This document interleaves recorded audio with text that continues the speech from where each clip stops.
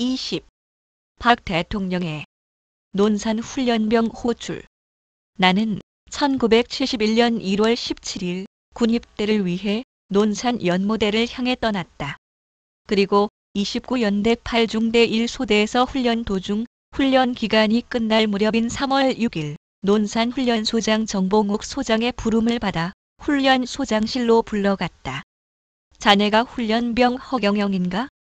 6.25 때 한개 사단을 끌고 내려온 북한군 사단장이었다는 정봉욱 소장은 매우 위압적인 자세로 훈련병인 나를 쏘아보았다. 예, 허경영입니다. 대답과 동시에 소파에 앉아 정봉욱 소장이 갑자기 권총을 꺼내더니 실탄을 장전하는 것이 아닌가. 그리고 나서 권총을 내가 앉아있는 탁자 위에다 툭 던져놓으면서 말했다. 훈련병. 자네를 왜 대통령이 찾는지는 모르겠으나 만약 대통령한테 가서 이정봉욱이한테 훈련병으로 교육받은 사람답게 똑바르게 하지 않고 박 대통령 앞에서 내 명예를 실추시키는 행동을 하는 날이면 내가 이 권총을 들고 청와대로 올라가 자네를 죽이겠네. 무슨 말인지 알겠나? 자세한 내용은 나도 모르겠지만 박 대통령이 서둘러 보내라고 하니 곧 연모대 보안부대에서 누가 도착할 것이니 그때부터 제2훈련소에서 신병 훈련을 받은 군인답게 행동해주기 바란다. 예, 알겠습니다. 잠시 뒤 연모대 보안부대에서 지프가 왔다. 그리고 곧바로 서울로 출발하였다. 3월 7일 저녁 9시 나는 박 대통령과 마주 앉았다. 박 대통령은 유난히 얼굴이 검게 그을린 채 피곤한 모습이 역력했다. 대통령은 나를 보자 환한 미소를 지으며 오른손으로 나의 등을 두들기며 매우 반가워했다. 한 달도 안 되었는데 한참 못 본 것 같군. 군에 가더니 눈동자가 더 반짝반짝해졌구먼. 그동안 별일 없었습니까? 왜 갑자기 훈련소에 있는 저를 부르셨는지 짐작이 갑니다. 3월 17일이 각하의 공화당 대통령 출마 지명대회인 줄 알고 있습니다. 곧 7대 대통령 선거가 시작되겠지요. 아무리 각하가 만들어낸 삼선 개헌이 국민투표에서는 압도적으로 통과되었지만 삼선 개헌은 많은 문제가 있습니다. 그리고 국민투표와 대통령 선거는 다른 것입니다. 정부에서는 7대 대통령 선거일을 4월 중으로 정하려고 해. 그 이유는 미군 7사단이 3월 달에 대규모 철수를 시작하거든. 그러니 선거 기간과 맞물려 있으니 4월 달이 좋을 것 같아. 그러나 4월은 4.19가 있어. 그리고 3월 17일 날 공화당 전당대회에서는 지난번 자네 말대로 지금까지 없었던 부총재 제도를 신설하게 되었어. 내가 총재고 김종필을 부총재로 하기로 했어. 삼선 개헌을 무마하려니 김종필을 당의 중심에 세우지 않고는 개헌 통과와 선거의 승리와 전국 안정이 어렵다고 판단했던 자네 판단이 반영되었어. 자네가 삼선 개헌 자체도 반대했지만 내 맘대로 할 수 없는 부분이 있었어. 그러나 선거 날짜와 유세의 화두와 선거의 윤곽은 자네가 좀 잡아주어야겠네. 각하가 양력으로 1917년 11월 14일 생이니까 음력으로는 9월 30일 인시생이 됩니다. 그러니 정사년 신의 월 경신일 무인시에 태어난 각하의 사주와 각하의 얼굴을 볼 때는 4월 27일 화요일인 그러니까 음력으로 4월 3일이 선거 일자로 좋을 것입니다. 71년 4월 30일은 신해년 임신월 이모일로서 또한 화요일이니 각하에게는 불행 중 다행이 될 것입니다. 그러나 아무리 좋은 선거일을 잡는다 해도 각하가 진정으로 삼선 개헌을 해가면서까지 대통령을 해야겠다면 각하는 어떤 대통령보다도 훌륭한 대통령이 되어 국민에게 봉사하고 희생하겠다는 믿음의 자세가 중요한 것이지 날짜는 그렇게 큰 영향을 주지 못합니다. 다만 화요일로 잡은 것은 월요일이 될 경우엔 연휴 때문에 투표율이 저조하게 될 것이며 또한 그날은 날씨가 매우 맑을 것입니다. 21. 삼선 개헌이 마지막이라는 약속을 꼭 지켜야 합니다. 각하, 주한 미 7사단 미사일 부대와 2만 명의 미군이 때맞추어 대통령 선거운동 기간인 3월 달에 철수하게 되어 있지 않습니까? 그러니 7대 대통령 선거를 한 달 앞둔 시점에 미군의 60%의 철수는 각하에게는 불행이면서도 또한 희소식을 가져올 것입니다. 각하의 노력으로는 불가능한 것이지요. 백악관과 미국의 상하 양원의 결정에 의한 결정이니 누가 바꿀 수 있겠습니까? 그래서 저는 7대 대통령 선거일을 최대한 늦추어 4월 27일로 잡은 것입니다. 또한 각하께서는 선거에 화두가 있어야겠다고 하셨는데 이번 삼선 개헌은 저는 처음부터 반대했습니다. 제가 보기엔 이번 선거만으로 과연 각하가 물러나기는 조금 빠르다고 느낄 것이며 각하는 또 다른 개헌을 추진하게 될 터인데 짧은 임기를 얻기 위해 너무나 많은 명예를 잃고 적을 만들게 될 것입니다. 그래서 저는 장괴석처럼 솔직하게 단 한 번의 총통제가 아니라면 분단과 가난의 악순환을 어느 정도 없앨 수 있는 기간을 명시하여 이번 한 번의 개헌으로 끝내고 깨끗하게 물러나서 삼남매를 데리고 시골에서 농사를 지으며 밀짚 모자 쓰고 쟁기 끄는 모습으로 살아가시는 것을 원했습니다. 그래야 야당 지도자들도 정치 일정을 잡을 수 있고 반대도 덜 할 것입니다. 그런데 각하는 불과 몇 년 더 하기 위해 추진한 삼선 개헌은 결국 소탐대실이 될 것입니다. 그러나 이미 개헌을 하셨으니 당선되시면 짧은 임기 동안만이나마 모든 국가 대사를 마무리하시고 깨끗하게 농촌으로 떠나실 것을 부탁드립니다. 그렇게 하시겠다면 이번 선거의 승패의 화두는 두 가지입니다. 한 가지는 하늘이 준 미군 철수가 곧 승리의 화두이며 또 한 가지는 각하가 만들어야 하는 화두입니다. 이 두 개의 화두가 하늘과 땅에서 동시에 이루어져야만 삼선 개헌의 승리가 보장됩니다. 각하의 화두는 단 한 가지만 명심하시면 됩니다. 유세장에서나 기자회견에서 국민들을 향해 나는 2번 다시 대통령에 출마하지 않을 것이며 이번이 마지막이라는 선언을 해야 합니다. 만약 각하가 이번 선거 이후에 또다시 집권을 위한 개헌을 계획할 수 있다는 어떠한 가능성만 보여도 국민은 용서하지 않을 것입니다. 그러니 각하께서는 진심으로 이번 선거가 마지막이라는 것을 국민들에게 확실하게 선언함으로써 국민적인 삼선 개헌 반대 여론을 누르고 아슬아슬한 표 차이로 당선될 수 있을 것입니다. 22. 김대중 후보는 74세를 넘어야 대통령이 됩니다. 박 대통령 특유의 카랑카랑한 하단전에서 울려오는 금속성 정금의 특이한 음성이 점점 높아갔다.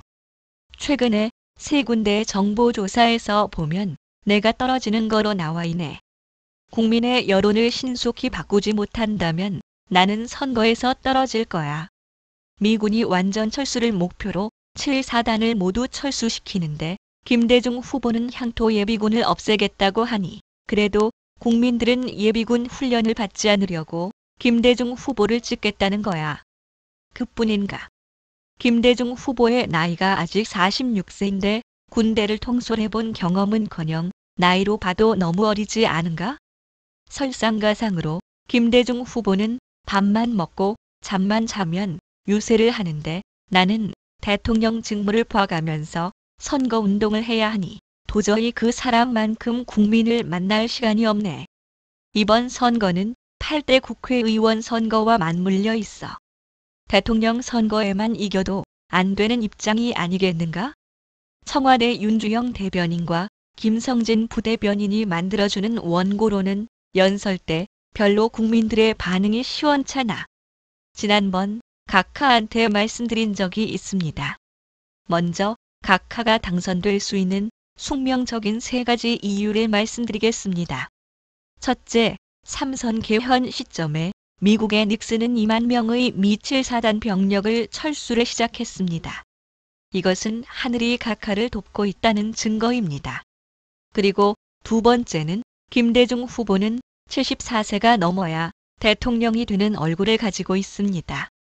세 번째는 미군이 몽땅 철수하고 있는데 향토 예비군을 없애겠다는 김대중 후보의 공약 때문에 떨어지게 됩니다. 그러나 각하의 이번 당선보다 더 중요한 문제가 있습니다. 저는 10살 때 이승만 대통령한테 일본에 의해 끊어진 황실을 왜 복원시키지 않느냐고 상소문을 한문으로 써서 올린 일이 있었습니다. 국가나 지도자는 정통성이 있어야 하는데 지금 대한민국은 일본이 끊어버린 대한제국에 대해서는 말 한마디 없이 갑자기 만들어졌습니다. 일본이 패망했으면 대한제국을 복환이라고 해놓고 국회에서 다수결로 없애든지 해야 하는 것인데 권력의 눈이 어두웠던 것이지요. 각하. 다른 나라를 점령해도 그 나라의 황비를 가늠하고 목을 벤 일은 세계 역사에 일본밖에 없습니다. 제가 14살 때 서울에 올라와 사람들에게 물어 금곡의 명성황후의 능을 찾아갔는데 명성황후와 그 며느리인 순종황후는 앞에서 시골에서 가지고 온 책 보따리를 앞에 놓고 배가 고파 의식이 몽롱한데도 3시간 동안 눈물이 멈추지 않았습니다. 형식적으로라도 황실이 부활되어야 일본이 우리를 무시하지 않고 독도를 자기들 것이라고 하지 않게 될 수 있듯이 이번 3선 개헌과 대선에서 각하가 국민으로부터 정통성과 신뢰를 잃을까 봐 걱정입니다. 23. 한치 앞을 모르는 엘리트 장관이 어찌 나라의 일을 봅니까? 각하.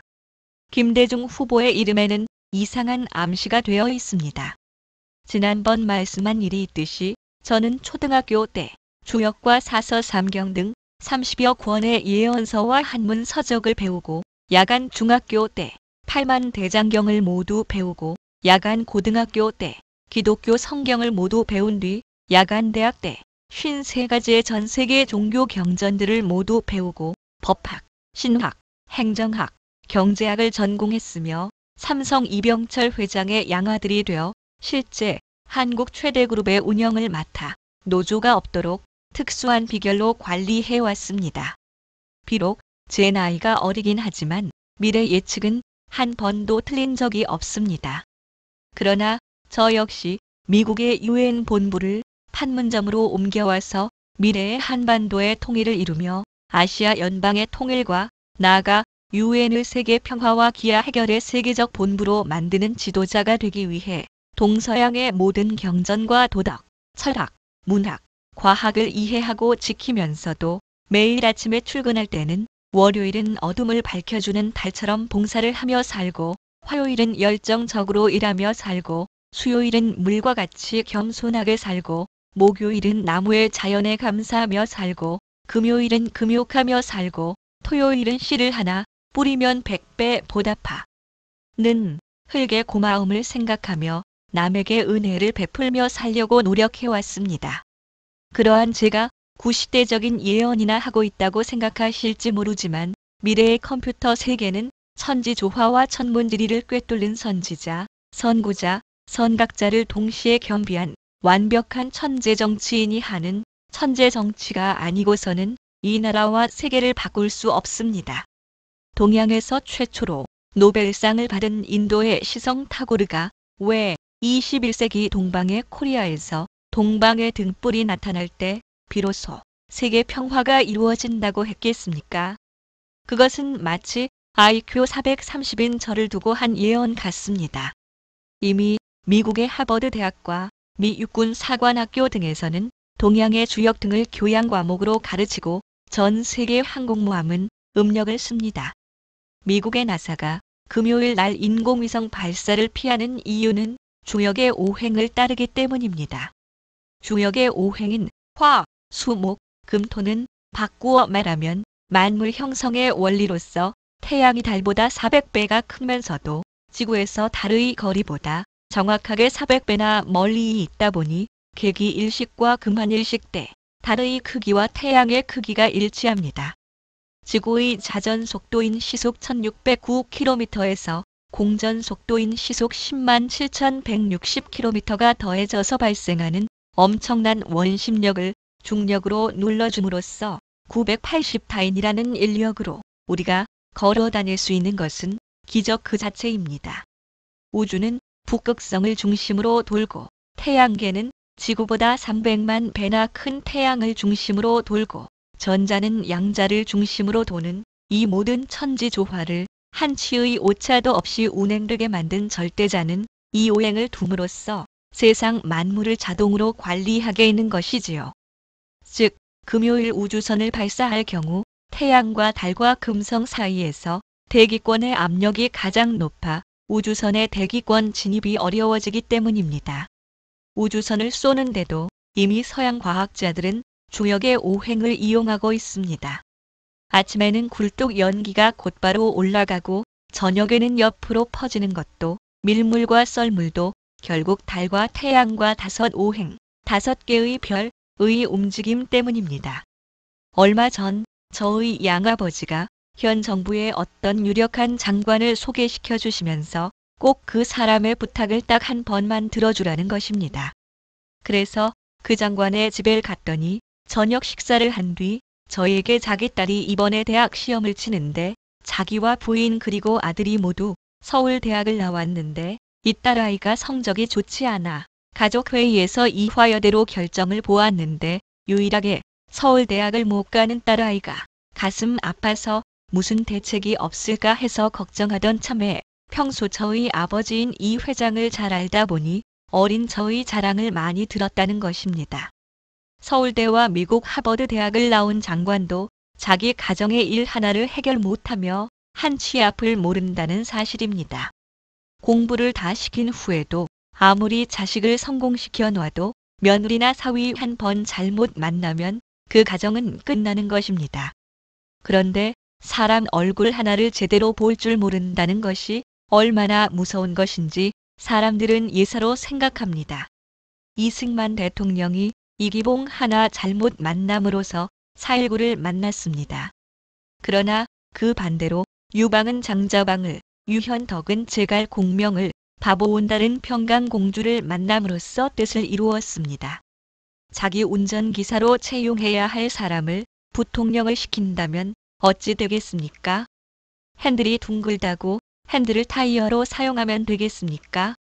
사람을 적재적소에 정확하게 그 사람의 소질에 맞추어 한치의 오차도 없이 쓸 줄 알아야 합니다. 그래서 저는 그 집의 방위를 먼저 보았습니다. 강남 방향이었으며 이화여자대학과 서울대학의 방위를 보았더니 그 학생이 이화여대를 가면 영락없이 떨어지게 되어 있지 않습니까? 그 여학생의 얼굴이 그쪽 방향과 상극을 이루고 그 해가 또한 그쪽과 상극이었으니 아무리 성적이 좋아도 이화여대는 떨어지게 되어 있는 것입니다. 그래서 나는 서울대학 쪽과 그 학생의 집과 학생의 얼굴을 보니 아무리 성적이 나빠도 서울대학에는 시험만 치면 붙게 되어 있었습니다. 주역에서 가장 어려운 것이 방위학입니다. 나는 방위를 보아 그 여학생을 서울대학에만 집착하는 인류병 자체는 용납할 수 없었지만 양아버지를 생각해서 참았습니다. 얼마 뒤 여유 있는 점수로 서울대학에 합격되었다는 연락을 받았습니다. 지금 저는 저의 양아버지인 삼성그룹의 이병철 회장님의 일을 도와주고 있는데 인류대학 박사과정을 거친 수십 개의 계열회사 사장들을 보면 꼭 유치원생을 절벽 위에 올려놓은 것처럼 불안해 보입니다. 격리 담당 상무 인선과 공장 부지, 빌딩 하나 짓는 것까지 저를 거치지 않으면 장님들입니다. 한 방향은 보면서 사방을 보는 눈이 없는 것입니다. 그러니 기업과 국가 경영을 제대로 하겠습니까? 기업과 국가 경영 능력의 첫째는 사람을 볼 줄 알아야 합니다. 천문지리와 천지조화를 현대 학문과 병행해서 깨닫지 못한 사람은 21세기에 복잡한 국가나 기업을 경영하기 어렵습니다. 국회의원이나 장관이 몇백 명이라도 로봇이며 한 사람의 천재 정치인을 따라올 수 없는 시대가 오고 있습니다. 기업도 천재 경영이 아니면 국제사회에서 살아날 수 없습니다. 저는 저의 양아버지의 국내 첫째 그룹에 노동조합이 생기지 않게 하기 위해 10가지 비밀을 알려주었습니다. 수직 권위주의 경영을 수평 네트워크 경영으로 바꾸게 하여 사장과 사원이 평행선상에 있게 하고 노조를 만들 수 있는 사자상과 쥐상을 뽑지 않게 하기 위해 면접 때 관상을 보게 하고 공산주의에서나 사용하는 노동자란 말을 근로자로 쓰게 하는 등 이것은 한 가지 예에 불과합니다. 제가 각하에게 4차원적인 주역과 천지조화의 원리를 가지고 주요 사안이나 특정 인물의 관상과 미래를 풀어나가는 것을 천박하게 보아서는 안 됩니다. 한두 달 만에 쫓겨날 장관을 그것도 모르고 대통령이 임명한다면 그것은 대통령의 자질이 부족한 것입니다.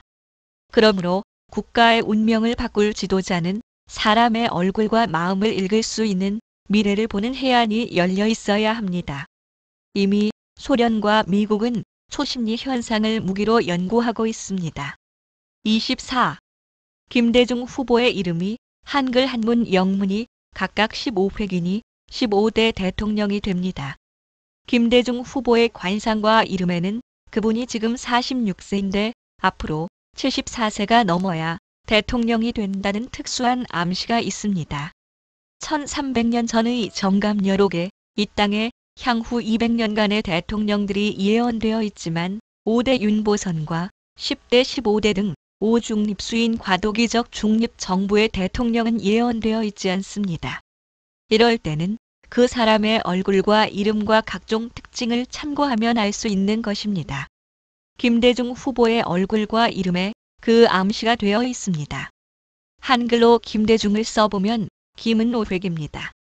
대도 5획입니다. 중도 5획입니다. 그러니 합계가 15획입니다. 또한 한문으로 김대중을 써보면 김은 8획이며 대는 3획이며 중은 4획입니다. 그러니 합계가 15획입니다. 또한 영어로도 김 6획 대의 4획 중 5획으로 15획입니다. 대통령을 목표로 하는 사람의 이름의 합계가 한글과 한문, 영문이 15획으로 일치하는 것은 우연이 아니며 하늘의 암시입니다. 그는 15대에 반드시 대통령에 당선되게 될 하늘의 점지를 받은 것입니다. 그러니 15대 대통령을 지금부터 계산해 본다면 이번이 7대 대통령 선거며 대통령의 임기를 평균 4년씩만 잡아도 앞으로 8대가 남았으므로 32여 년 이후에야 그분이 대통령이 될 것입니다. 그러니 각하는 조금도 염려를 마십시오. 그러나 그분은 이름의 가운데 중자가 들어있으므로 중립정부 형태의 대통령이 되어 강력한 야당과 당내에 또한 강력한 다른 세력의 등장으로 연립정부 형태의 정권의 대통령이 될 것입니다. 또한 김대중 후보의 지금 관상과 음성입니다. 사람의 골상은 과거를 보는 것이며 얼굴의 근육과 혈색인 찰상은 현재를 보는 것이며 눈동자인 심상은 미래를 보는 것입니다. 인고의 세월이 거듭될수록 김대중 후보의 찰상은 변화되어 갈 것입니다. 더 많은 인고의 세월이 있는 뒤 대통령이 되는 대기 만성의 얼굴이며 그 형상은 까마귀상으로 눈빛이 짙고 깊으며 미래의 예언력이 뛰어나고 인정과 눈물이 많고 원리 원칙을 고수하고 신념이 있고 명철하고 문장력과 언변이 뛰어나며 가족과 주변 사람에게 자상하며 보기보다는 유머가 있고 추진력과 결단력과 과단성과 민첩성이 있는 세계적인 인물의 상을 가지고 있습니다. 그러니 각하께서는 먼 훗날 퇴임 후와 어린 자식들을 생각해서라도 정정당당하게 싸우시고 설사 이기더라도 아량과 관용을 베풀어야 합니다. 결코 부정선거 시비의 소지가 전혀 없도록 해야 합니다. 반드시 김영삼 선생은 정감여록의 예언에 나와 있는 대로 70세 전에 김대중 후보는 74세가 넘어서 대통령이 될 것이기 때문입니다. 그리고 추진하는 일을 마무리하기 위해 대통령이 되어야 하므로 언젠가는 확실하게 그분들에게도 기회가 돌아오리라는 것을 분명히 해야 할 것입니다. 그리고 김대중 선생의 음성은 까마귀 음성으로 뱃속 깊숙이에서 올라오는 항아리가 토해내는 음성입니다. 웅채와 까마귀 관상에 까마귀 울음소리를 내는 김대중 선생은 반드시 대통령이 되어 남북 통일의 첫 단추를 끼게 될 것이며 그 마무리는 제가 하게 될 것입니다. 물론 김영삼은 봉황상인이 70세 이전에 꼭 대통령이 먼저 될 것입니다. 다만 봉황상이다 보니 오동나무에만 아는 셈으로 부자들만 좋은 일 시키고 서민들은 어렵게 만들 것입니다. 그리고 봉황상은 교도소에는 절대 가지 않습니다. 봉황은 오동나무에만 머무르는 특성 때문입니다. 그러나 김대중 선생은 까마귀 상인이 초상집을 많이 가게 됩니다. 초상집 같은 분위기가 교도소 아니겠습니까? 그러나 까마귀 상은 서민 세임으로 대통령이 되면 재벌을 많이 정리하고 서민들 편에 서게 될 것이며 서민들을 위하게 될 것입니다. 그러나 김대중 선생은 그 이름마저도 인동초이듯이 겨울 대통령이다 보니 전임 대통령들이 망친 경제와 정치 문제에 휘말려 진실한 노력을 아무리 해도 국민의 신뢰를 얻기 어려운 겨울 시대의 대통령이 될 것입니다. 25. 항자불살법뿐입니다. 지금의 국민 여론으로는 김대중 후보가 압승으로 나와 있습니다. 이미 언론에서도 눈치를 챘을 것입니다. 어떠한 유세장에 가더라도 반드시 처음에 미군 철수로 인한 국가 안보의 주요 성과, 경제 건설의 지속적인 마무리를 말씀하시다가 연설 끝부분에 가서는 항자불살법인 항복하는 자를 용서하는 심리에 호소해야 합니다. 나는 다음엔 여러분이 나를 붙들고 다시 대통령이 되어 이 나라를 구해달라고 애원을 해도 다시는 이 자리에 서는 일이 없을 것입니다. 그러니 이번이 내가 선거에 나오는 마지막이니 한 번의 기회를 달라는 식의 결단을 보여주어야 할 것입니다. 그러면 국민들은 깜짝 놀라며 온 국민에게 삽시간 그 이야기는 퍼져나갈 것이며 순식간에 야당의 단결은 흔들릴 것이며 여당은 똘똘 뭉칠 것이며 이것은 하늘이 각하에게 조금 더 일을 시키겠다는 뜻이니 꼭 약속을 지켜야 합니다. 이순신 장군이 정유재란 때 울돌목에서 낡은 거북선 12척과 어부들로 구성된 의병으로 300척의 일본 적선과 정규군을 물리침으로써 일본군의 보급로를 완전 차단시켜 정유재란에 승리하자 그는 전쟁 승리의 논란 조정 대신 들이 또다시 죄를 뒤집어 씌울 것을 알고 임금의 부담을 줄여주기 위해 갑옷을 부하에게 벗어주고 갑판에서 스스로 외놈의 화살을 맞고 전사했듯이 각하 역시 다음엔 깨끗이 물러나야 합니다. 그 뒤 박 대통령은 나의 말대로 장충단 유세에서 강조함으로써 모든 언론과 국민의 감정을 단시간에 바꾸어 제7대 대통령 선거에서 아슬아슬하게 김대중 후보를 앞서게 되었다. 94만 6,928표 차로 당선된 박 대통령은 나의 선견 지명과 선거 전략으로 얻은 결과를 보고 놀라워했다. 그러나 나의 삼선 개헌 반대와 개헌을 한 이상 이번을 마지막 임기로 정리하고 물러나야 한다는 말이 박 대통령에게 짐이 되었을 것이다. 또한 삼선 개헌으로 얻은 대통령의 임기가 너무 짧다는 나의 지적과 그것이 또다시 중대한 문제를 일으키게 될 원인이 될 것이라며 보다 솔직한 개헌보다는 임기 연장을 요구하던 나의 간곡한 당부가 자꾸만 박 대통령의 심기를 괴롭혔다. 미군이 철수하는 상황에서 예비군을 없애겠다는 시기적절치 못한 공약과 함께 용감하게 대중 뽑아 행복하게 대중 살자라는 이슈를 내건 김대중 후보는 아슬아슬하게 낙선하자 선거 이틀 뒤인 71년 4월 29일 나는 억울하게 떨어졌다 라면서 대국민 성명을 발표하여 투표에 이기고 개표에서 졌다는 일부 여론이 나돌기 시작했다. 26. 위기에 박 대통령 당선시킨 닉슨과 S종교단체의 피교주.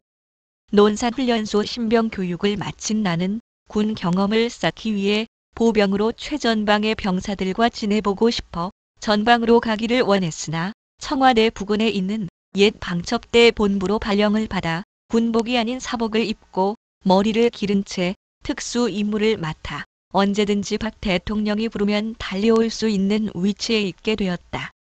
7대 대통령 선거가 끝난 뒤 박 대통령은 급히 나를 불렀다. 각하, 3선에 당선되신 것을 축하드립니다. 이번 당선은 닉슨 대통령이 당선시켜 드린 겁니다.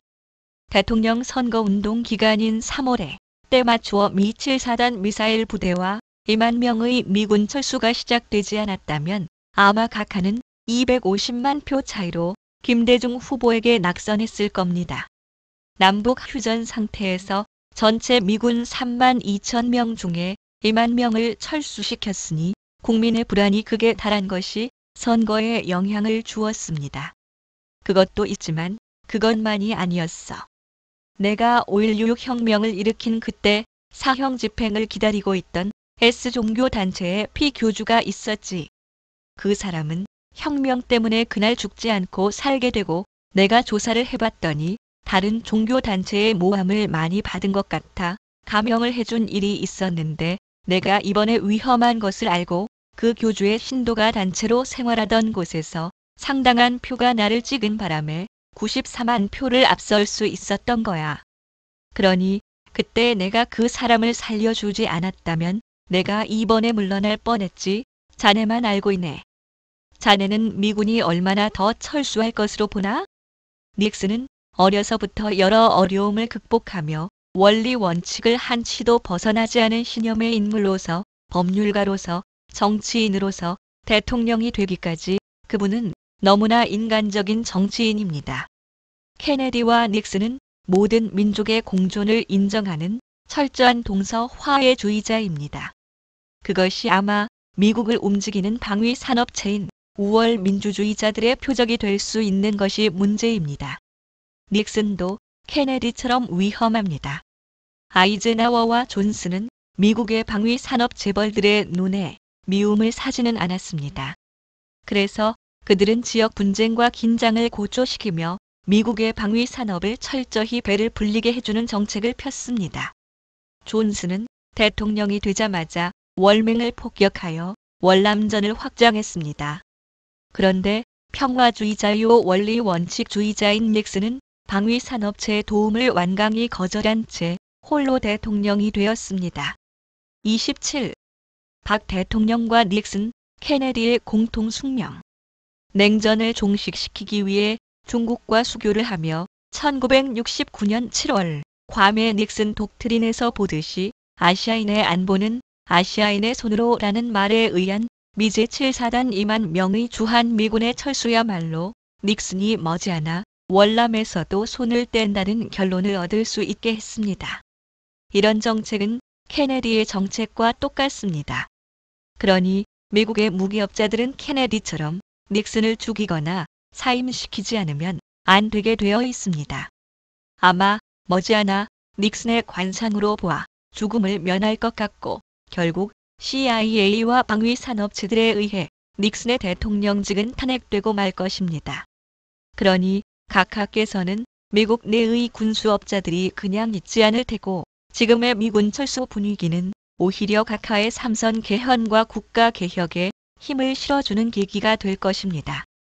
미국이라는 나라는 방위 산업이 먹여 살리는데 닉슨이야말로 미국이 진정한 경제 발전을 위해서는 지나치게 방위 산업에 의존하여 세계 약소 국가들을 전쟁으로 희생시켜 미국의 이익을 취하는 행위는 미국의 야만적 처사로 결론지은 훌륭한 정치인이었습니다. 그러나 현실은 결국 그를 가만두지 않게 될 것입니다. 닉슨은 타협을 모르는 정의로운 사람입니다.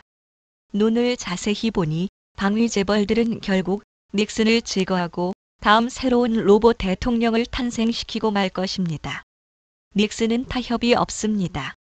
청룡상인 닉슨이 물소의 몸 위에 있으니 머지않아 죽거나 미국 역사상 처음으로 쫓겨나게 될 것입니다. 국민이 가난의 도탄에 빠져 한치 앞을 볼 수 없는 먹구름이 자욱할 때만 청룡이 나타나는 것이며 보릿고개가 끝나고 햇볕이 날 때는 청룡은 소리 없이 떠나야 하는 것이 청룡상의 결점입니다. 그러니 각하는 닉슨처럼 항상 떠날 준비를 하고 살아야 합니다. 인간이 가장 정의롭고 진실한 사람의 눈에는 불꽃이 살아 움직이는 듯한 영체인 정기가 있는데 각하와 저의 눈에는 모두 이 정기가 있습니다. 그런데 전기가 유지되려면 4가지의 기가 조화를 이루어 주어야 그 전기가 오래갑니다. 마음에는 포용력의 온기가 있어야 하며 얼굴에는 사랑의 화기가 있어야 하며 몸에는 건강의 활기가 있어야 하며 생활에는 청빈의 윤기가 있어야 합니다. 각하와 닉슨과 케네디는 그 마지막이 비슷하게 됩니다. 닉슨은 아마 70년대 중반에 사망하거나 쫓겨날 것입니다. 28.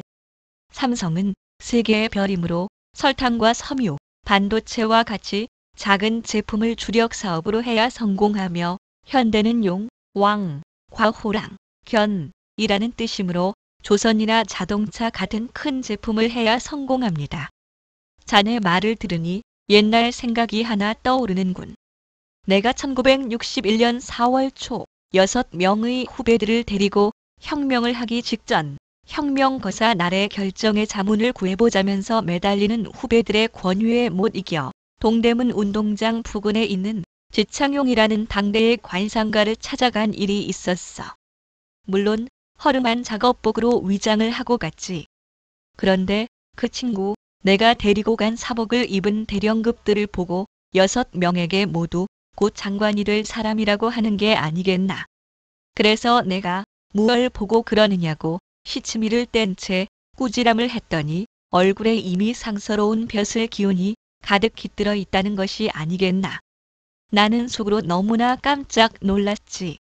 4월 달쯤으로 혁명 일자를 잡았기에 그 날짜가 믿음이 가질 않아 우연히 후배들에 의해 설마 하는 마음으로 따라갔는데 이미 그 사람들 얼굴에 그런 빛깔이 보인다는 것을 나는 정말 이해할 수가 없더군. 그 사람은 전혀 우리가 누구인지는 눈치를 채지 못하는 상황이었지. 우리의 얼굴을 보고 단번에 알아보는 거야. 그런데 나를 맨 나중에 보더니 6사람은 밖으로 잠깐 나가 있어 달라고 하더니 나에게 무슨 일을 도모하실 분 같은데 그 일이 무슨 일인지는 모르겠으나 나라의 장래와 관계되는 일 같습니다.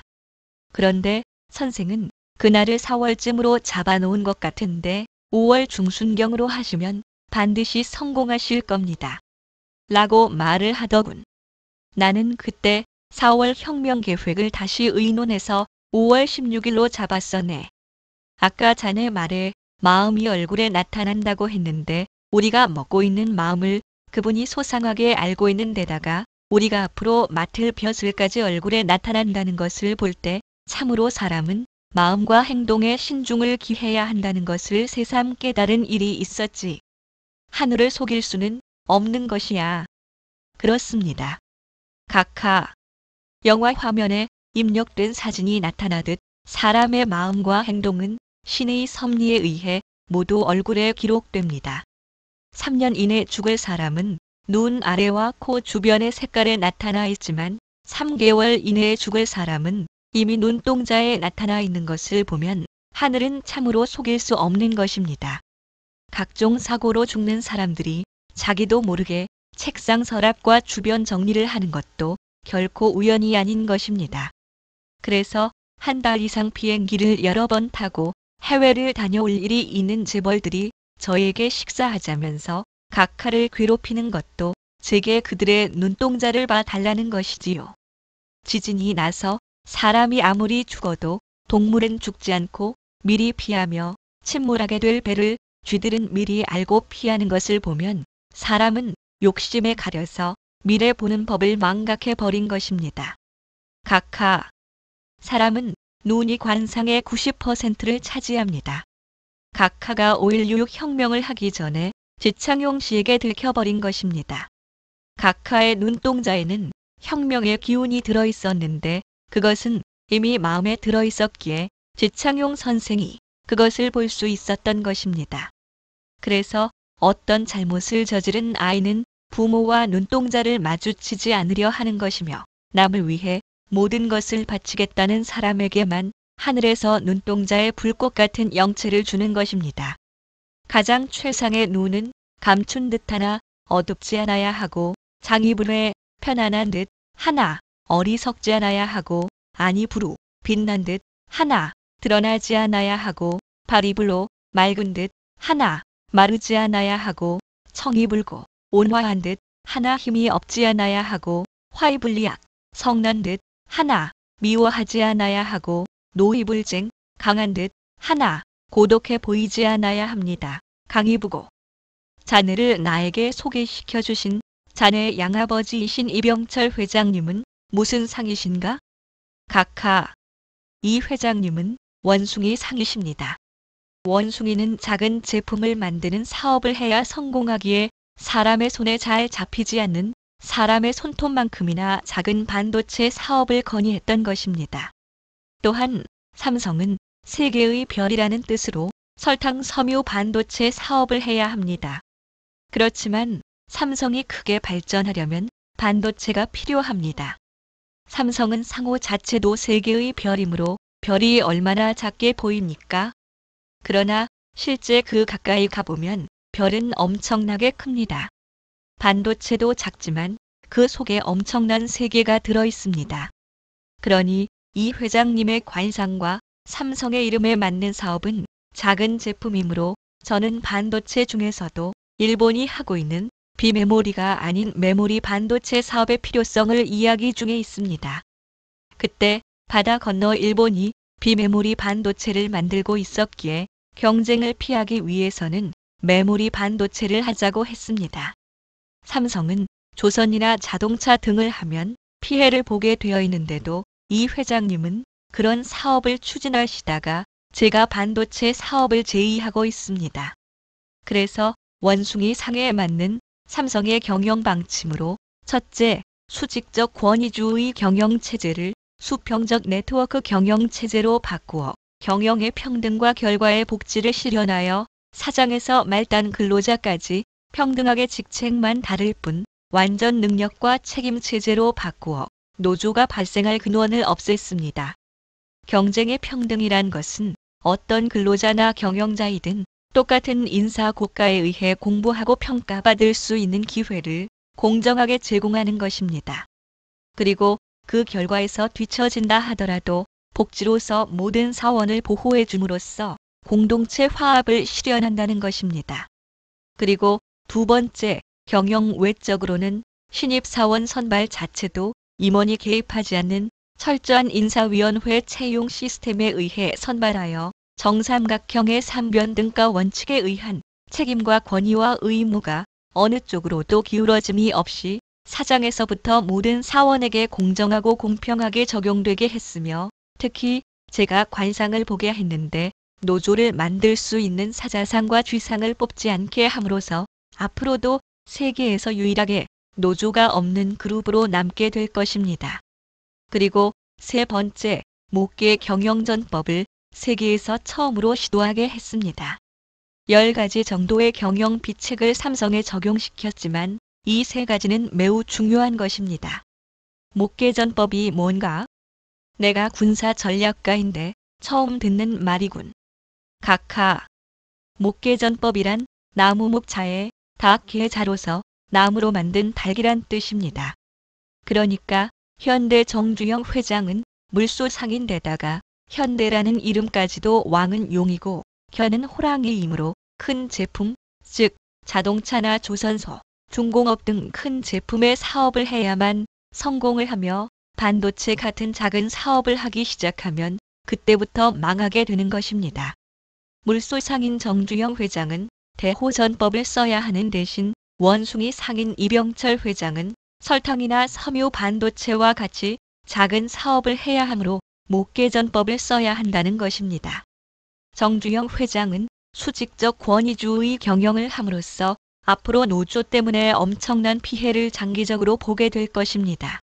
정 회장이 한마디 하면 수직으로 말단 근로자한테까지 전달되는 수직적 권위주의 경영은 공무원이나 군대 조직에서나 사용하는 것이지 기업에서 사용하면 반드시 큰 피해를 보게 됩니다. 삼성은 노조가 없는 데다 이 회장님이 목계전법을 사용하게 되면 회사의 파업이 없어지므로 그 이익을 근로자 복지로 사용될 수 있고 수출과 세금으로 국가에도 크게 이바지할 수 있는 것입니다. 목계란 나무로 만든 닭으로서 투계를 할 때 깃털을 세우고 달려들려고 먼저 날뛰는 닭을 보고 한 마리는 나무로 만든 닭처럼 꿈쩍도 하지 않고 날뛰는 닭을 뚫어지게 쳐다보기만 하면서 날뛰는 닭의 허점만을 노리고 있다가 날뛰는 닭의 힘이 지칠 무렵 허점이 보이면 순식간에 상대방의 급소를 공격하여 이기는 닭을 목계라고 합니다. 또한 그 목계의 전법을 사업에 적용하는 것을 목계전법이라고 합니다. 다른 기업들이 깃털을 세우고 닥치는 대로 대형 사업 진출을 위해 정부와 줄을 대면서 승승장구하더라도 삼성은 설탕이나 만들면서 절대로 그런 사업에 뛰어들지 않고 있다가 반도체라는 급소 하나로 언젠가는 삼성이 모든 대기업들을 평정할 수 있을 것입니다. 칭기즈칸 같은 방법이군. 자네, 그 삼성에서 뽑지 않는다는 사자상과 쥐상은 어떤 얼굴인가? 사자상과 쥐상은 얼굴의 특징이 뚜렷해서 두 명의 관상가를 불러서 제가 관상 보는 방법을 제대로 가르친 다음 삼성의 최종 면접에 투입했으면 면접관은 가나 다라는 문항에 체크만 하면 되게 했습니다. 즉, 사자상과 쥐상이면 다에 체크를 하고 관상이 아주 좋으면 가에 체크를 하게 했습니다. 아무리 필기 점수가 좋아도 다에 체크만 되면 탈락시키게 했습니다. 사자상은 그 눈과 음성이 사자를 연상케 하는 상입니다. 이런 사람을 운전기사로 고용한 사람은 대부분 운전사와 함께 교통사고로 죽게 되거나 크게 다치게 되며 기업의 사원으로 채용하면 모든 대인관계나 업무를 네거티브하게 부정적으로 바라보는 특징이 있습니다. 왜 이런 사람을 운전기사로 고용한 사람이 많이 죽게 되는가 하면 사자처럼 용감한 데다 자존심이 강하여 남을 부정적으로 보다 보니까 다른 운전기사가 추월하면 그것을 못 참고 끝까지 중앙선을 넘어서라도 그 차를 따라잡아야 하는 성격이다 보니 사고를 많이 내게 되는 상입니다. 사자상은 비행기 조종사들 가운데 많이 있습니다. 사고가 나면 반드시 승객과 함께 죽는 사람들입니다. 이런 상을 사원으로 뽑으면 결국 회사 내에서 노조를 만들어 회사의 문제점을 붙들고 무한 투쟁을 하게 되면 중소기업인 경우에는 경영권까지 빼앗아갈 수도 있습니다. 쥐상은 경영권을 뺏지는 않지만 회사의 약점을 빼내서 외부에 알리고 회사의 기술 비밀을 몰래 빼내서 비슷한 회사를 차리기도 하며 노조에 적극적으로 가담하는 머리가 뛰어난 상입니다. 쥐는 임금의 발밑에도 있지만 지붕에 올라가 임금 머리 위에까지 올라가는 등 기업 경영자들이 절대 뽑아서는 안 되는 얼굴이므로 쥐상이나 사자상은 개인 기업을 직접 하는 게 좋습니다. 관상을 볼 줄 모르는 사람들은 어떻게 하면 그런 사람을 피할 수 있겠나? 각하. 올바른 생각과 행동을 하는 사람은 절대 자연이 좋은 사람과 좋은 집터와 좋은 산소 자리를 만날 수 있습니다. 관상을 볼 줄 모르는 일반 사람들이 피할 수 있는 방법으로는 석가의 팔풍과 팔상 팔관 팔정도나 예수님의 팔복과 팔사오와 십계명 그리고 주자의 팔조목이나 공자의 구사도는 행동 하나하나 할 때마다 실천하면 됩니다. 공자의 대학의 구사도란 사람이 하나의 행동을 할 때 항상 9번 생각하라는 것이며 석가의 팔정도 역시 하나의 행동을 할 때마다 8번을 생각하라는 것이며 예수의 팔복과 팔사는 8번 생각하라는 것입니다. 그러니까 공자와 주자의 도는 형식을 주요시하고 기독교와 불교의 도는 형식을 탑하는 것이니 서로 상반되지만 궁극적으로는 이 세 가지를 지키는 것이 바로 사람이 모든 재앙을 피할 수 있는 비결이 되는 것입니다. 사람이 하나의 행동을 할 때, 즉 가게 자리를 하나 얻어서 무슨 장사를 해보려고 할 때 석가의 팔정도대로 8번을 생각해 본다면 첫째, 정견으로 사업 장소와 사업 종목을 직접 잘 보아야 하고 둘째, 정사는 집에 가서 바른 생각을 해보고 셋째는 정언으로 계약을 하겠다는 말을 집주인에게 하고 넷째는 정행으로 돈을 주고 가게 계약을 행동으로 옮겨야 하는데 다섯째는 정명으로 그 가게에서 하고자 하는 업종이 하늘을 보아 부끄럽지 않은 천직인지 잘 생각해보고 여섯째 정치는 내가 사업을 하고자 하는 사업이 내 자식이나 세상 사람 앞에 부끄럽지 않은 사업인가를 생각해보고 이 6가지에 한 개도 걸림이 없을 때는 7째 정지로 올바른 사업을 하겠다는 뜻을 세우고 8째 정정으로 비로소 행동으로 옮긴다는 것입니다. 또한 팔풍에서 득실 유무찬란 행불은 둘이 아닌 하나이며 팔상 역시 진위 선악 미추 애증 또한 둘이 아닌 하나라고 생각하면 모든 다툼이 없어진다는 것입니다. 하나의 행동을 할 때 8번의 절차가 있는 불교에 비해 공자는 9번의 절차를 거치도록 하고 있습니다.